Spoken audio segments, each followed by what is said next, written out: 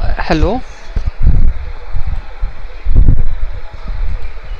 guys, we'll be seeing this 12th practical wherein we will have to develop a simple Strut applications to demonstrate email validation. For that we will be using Struts 2 framework. By default, even the latest NetBeans version will be using Struts 1.3, but we want to use Struts 2 framework. To use that, first we will be downloading the Struts 2 framework from this sourceforge.net link. This is the link from where we have to download Struts 2. Once we have downloaded Struts 2, we have to follow the steps mentioned in the netbeans.org website. So these are the steps we have to follow. Okay, what you have to do is, once you have downloaded, you have to extract the zip file. So this is a download file you'll get. Once you download it, you have to extract it. My extracted files are here.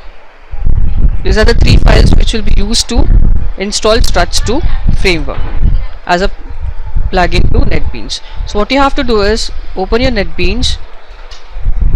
In tools, there is an option for plugins. Click on downloadable, then click on add plugins.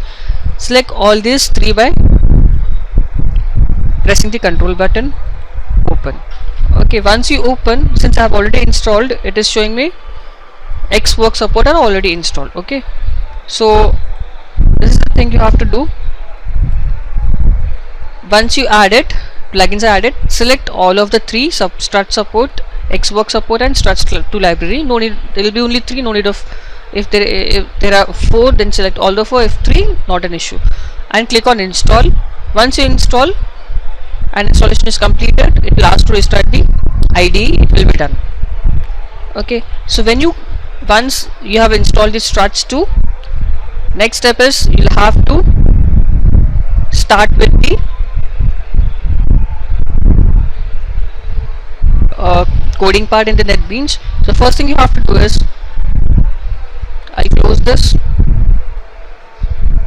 Okay, I'll just click on new project, Java web application, click on next, give a name, practical number 12 I am giving it. You can give your own naming conventions. You can use your own naming conventions according to your wish. It will take some few seconds to go to the next screen.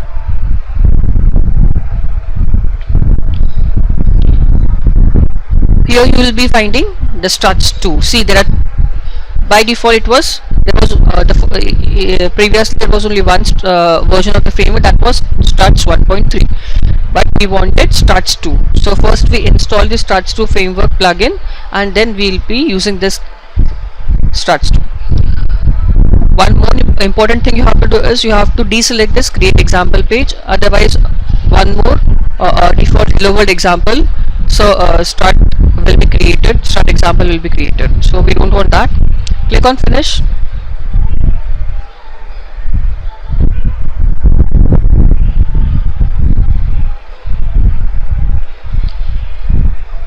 So this is your practical number 12. This is how the directory structure will appear. You have your web.xml, wherein we'll be giving which the first file which will be executed by the project. This is Struts configuration file, wherein you'll be giving which, depending upon the execute method, is returning the value. There is execute method that we will be using, which is under action support, which is defined in action support class. Okay, this action support class is available in the Xwork package.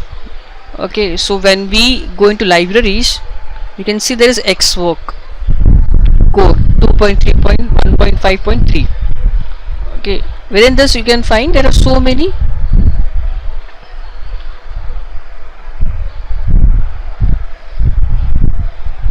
different packages available. So what we have to do, import com.opensymphony.xwork2.action support. This is the action support is available into Xwork 2. Okay, so we have to import this package while creating the logic for validating the email ID. Clear? So this is the struts libraries which are automatically imported. If this is not done, what you have to do, you have to just import all the libraries manually, and that's not suitable task. So because it will be a tedious task, you have to create your own configuration file, struts configuration file, you have to create your own web XML file.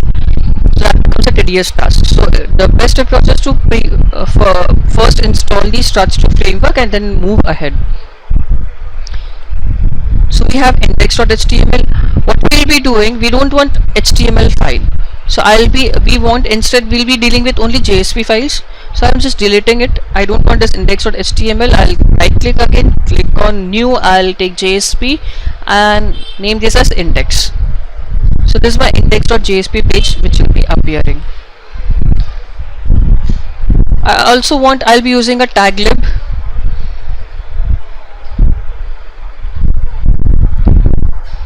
Taglib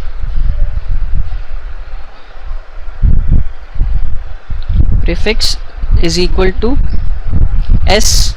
We'll be using this as prefix for all the HTML tags. Further, you'll be using in our code. URI is equal to struts tags, struts slash hyphen tag.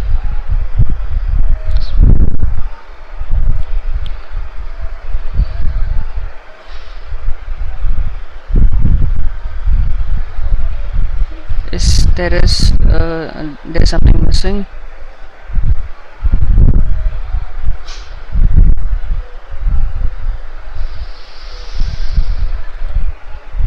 Okay, this was the missing thing, slash. Okay, the root or location of it. Okay, that's fine.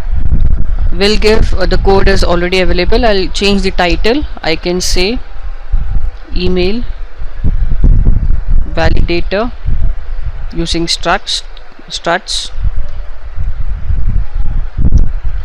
to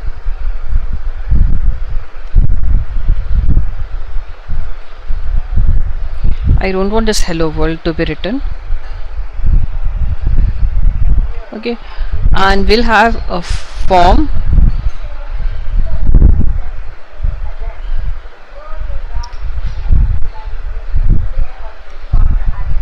method is equal to post, action is equal to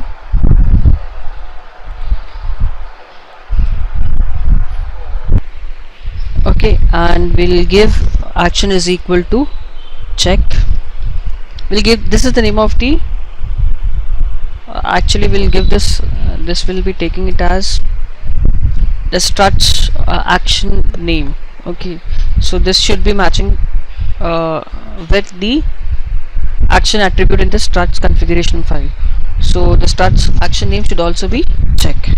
We'll be checking I'll let you know when we edit the struts configuration file.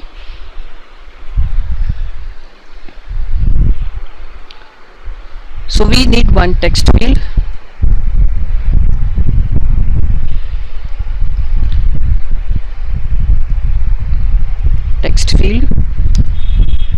label is nothing but the uneditable text which will be appearing before the text field. Enter your email ID,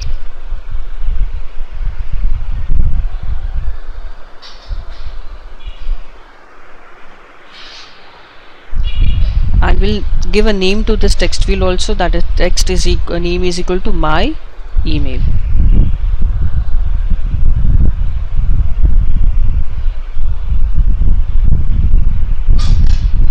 I think I should reduce the size of this, or let me check if I can drag this over here. Okay, so this is visible, more visible, and I can drag this below.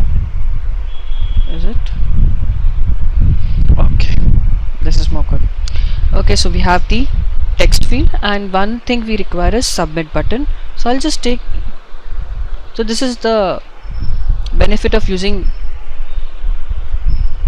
prefix.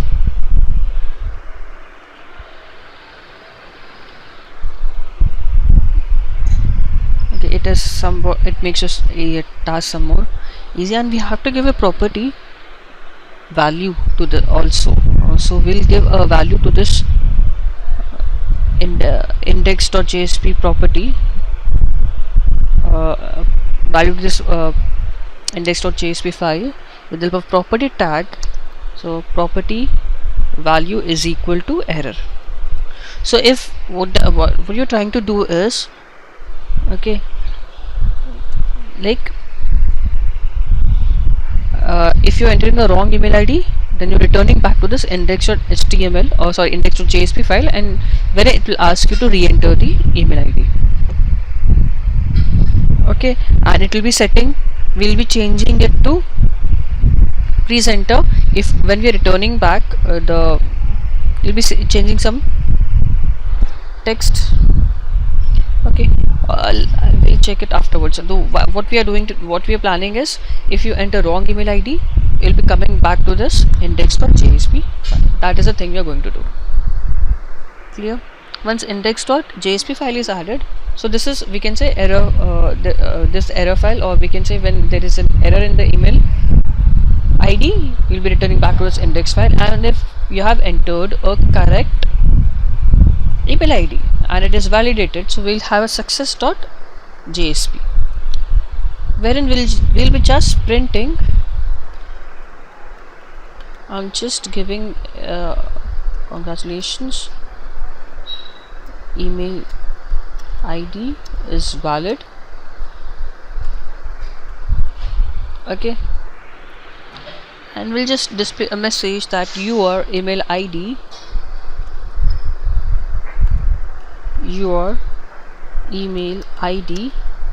is valid. Okay, and what we'll do, we'll also display the email ID. So for that, what we'll do, equals to, since we'll be using the parameters, so first we'll go as an ND tag properly.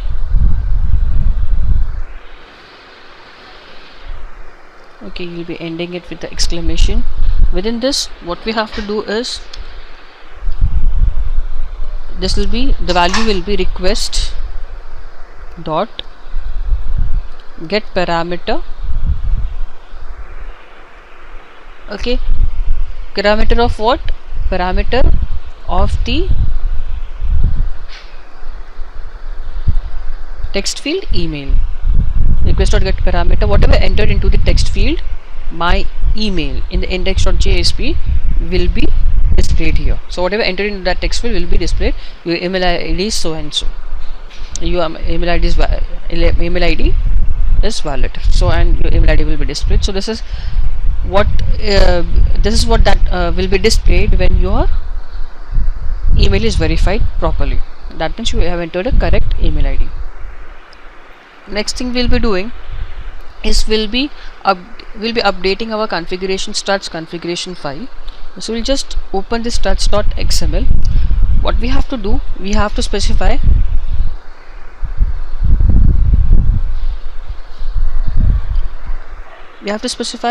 what are the actions that will be taken by the struts depending upon the results.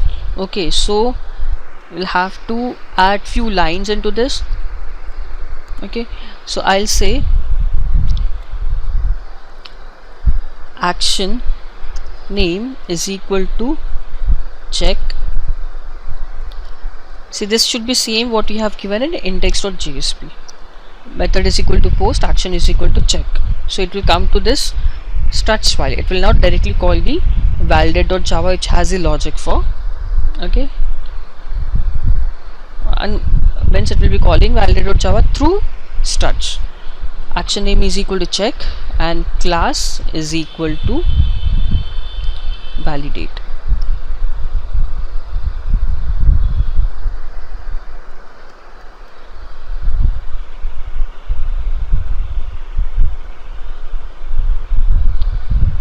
We haven't defined the validate class, that's why it is giving this way. So we'll have to define the validate class, and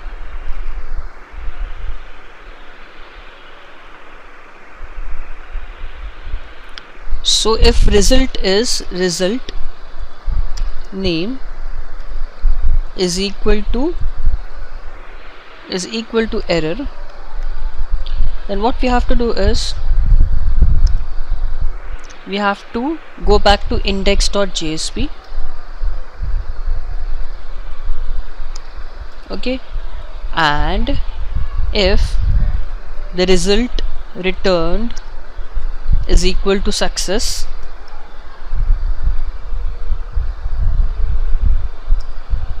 then we have to execute success.jsp file. So this is we are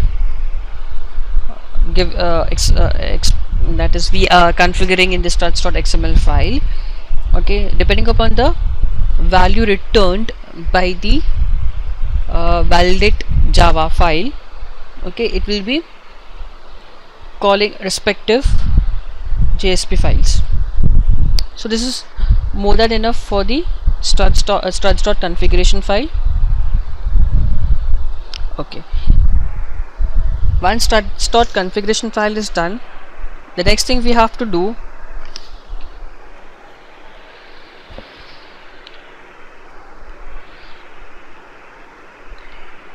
is we have to add the validate.java file, wherein we will be adding the code. So we have source packages. In default package there is only struts.xml. Remember, in web.xml you have to do one change. Initially, what was the as soon as the project was created, there was index.html file created. So welcome file. So first file that will be executed will be index.html, but we have index.jsp. So this is the file which will be executed when you run this project. Okay, so this is session timeout is 30 seconds. Okay, filter name is struts2. This is all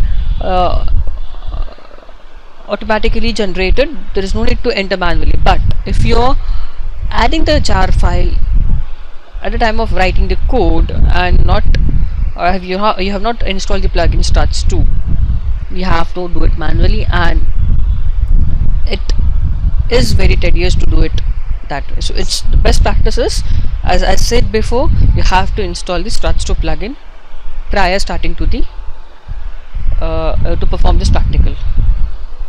Okay,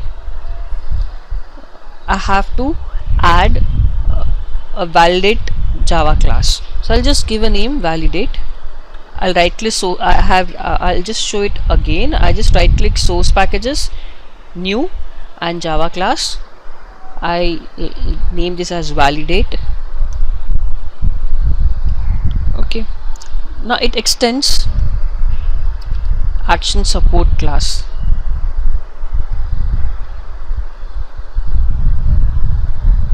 If it is asking you to import, yeah, it will ask add import for this is the one we want, so just add the import for it.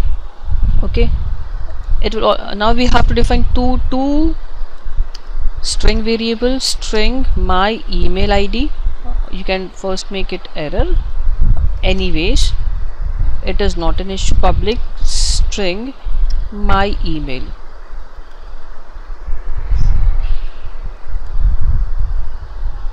Once you do this, right click on insert code, select the option of getter and setters, and generate. Okay, get method and set method for the respective variables will be generated. What we have to enter, if there is an error, please provide proper email ID. Please provide proper email ID.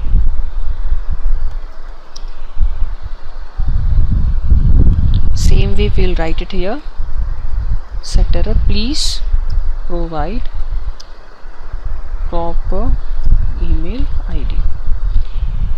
Okay, so even if we return this return error, if you use the variable, return variable will be the same thing.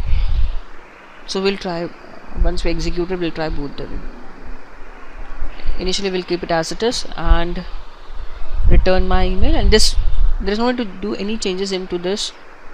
This will remain as it is. Okay, I don't think so. The variable will work over here, but let me. Okay.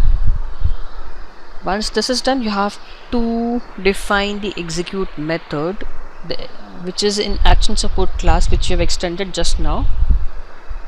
Public string execute.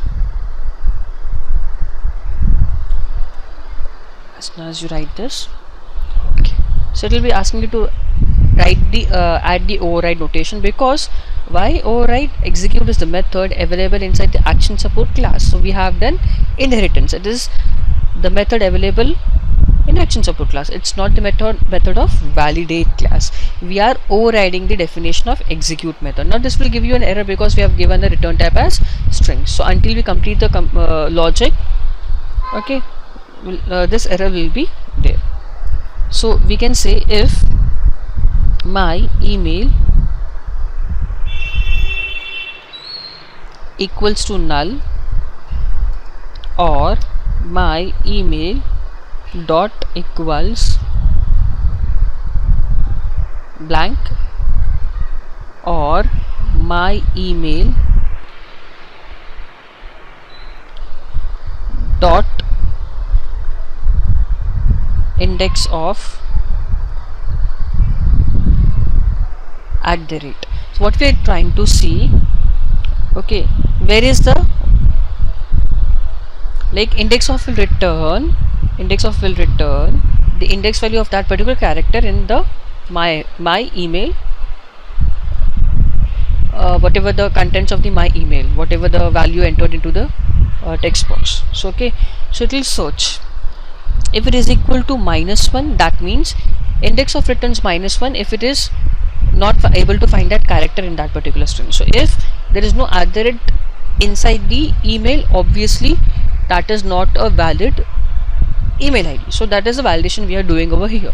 So if it is null, if it's empty or null, or if it is not having @, your email ID is not appropriate. This is simple validation we are doing it over here. So if this is true, then return error, else return, my return spelling is wrong, I'll correct it, return success.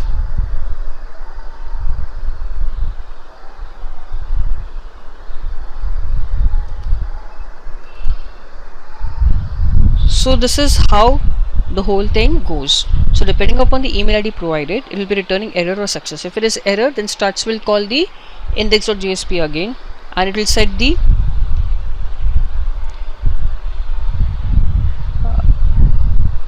error message as like please provide proper email ID. Okay, so if we go back to index.jsp,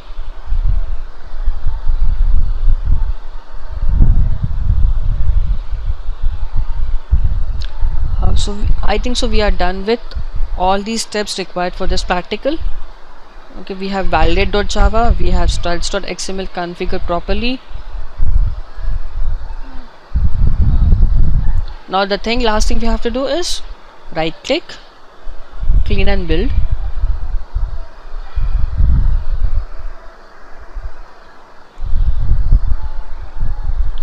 Once you can just check out, yeah, build is successful. Okay, now we'll run.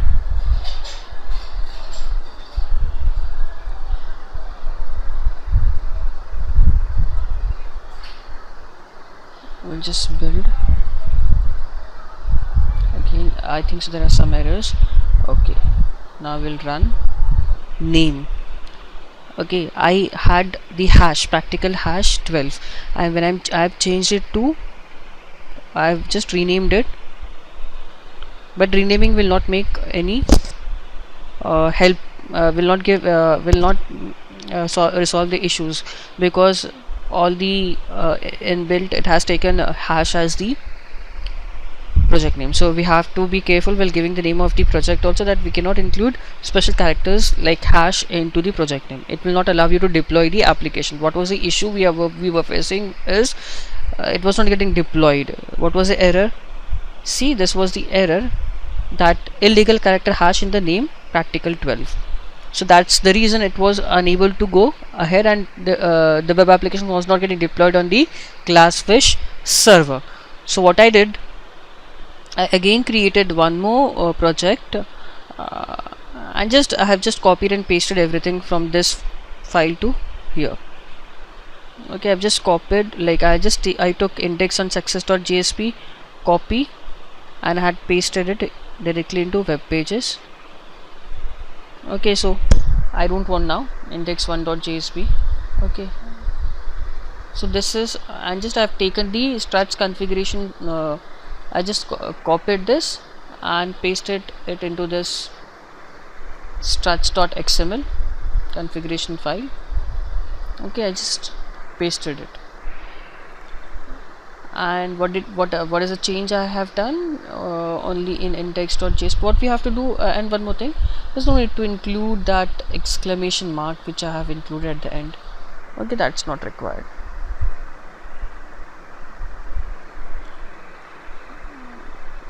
Your email ID is valid, index.jsp. Now everything is fine, we are good to go. So I'll just right click, clean and build again. Sometimes it will give you error while cleaning and building it. You can ignore it. This is the error, unable to delete file. Okay, that's fine. The reason might be it is being running in the background or something like that. Okay, so you can just ignore it. Fine. And just right click. Building is important because it will recompile everything again if any changes you have made, and then run. Once you click on run, your index.jsp file will be running into the browser. Since it is a web application, so all the outputs will be visible in the browser itself.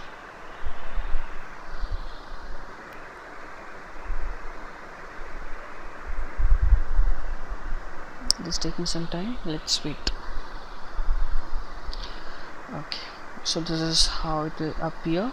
This is our index.jsp. I'm entering some wrong email ID. Submit. Please provide proper email ID. Until you provide proper email ID, it will not go ahead. Okay, as soon as I write it properly,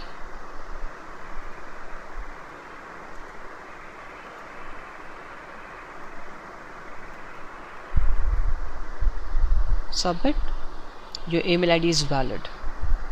Okay, congratulations, my title, this was an h1 tag, and request.get parameter, whatever I entered into the text field, my email. So this completes our practical number 12. If you understood the practical, please subscribe to my YouTube videos and do comment.